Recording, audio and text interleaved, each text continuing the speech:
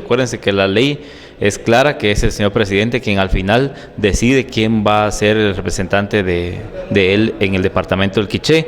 Lo que sí nosotros quisiéramos es que se tomara en cuenta que sea una persona del departamento del Quiché, indiferentemente quién sea la persona. Quisiéramos de que, pues yo creo que el Quiché tiene personas capacitadas y preparadas para poder representar dignamente al señor presidente.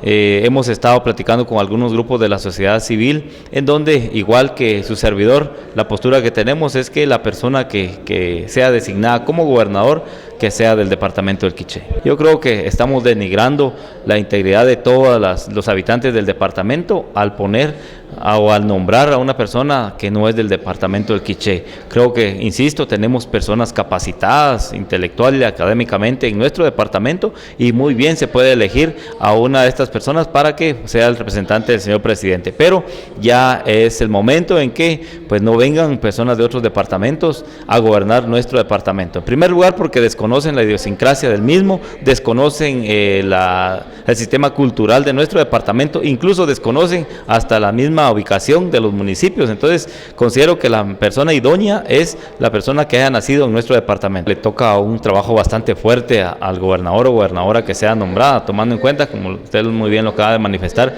hay varios problemas de fondo que hay que enfrentar, y yo creo que pues el trabajo del señor gobernador va a ser o es la comunicación directa entre el Ejecutivo y el departamento. Entonces yo creo que el trabajo, sea quien sea la persona, va a ser bastante difícil e importante a la vez, porque dependiendo del trabajo que él desarrolle, va a ser el reflejo de aquí a 1 o 2 años y ver en qué posición está nuestro departamento.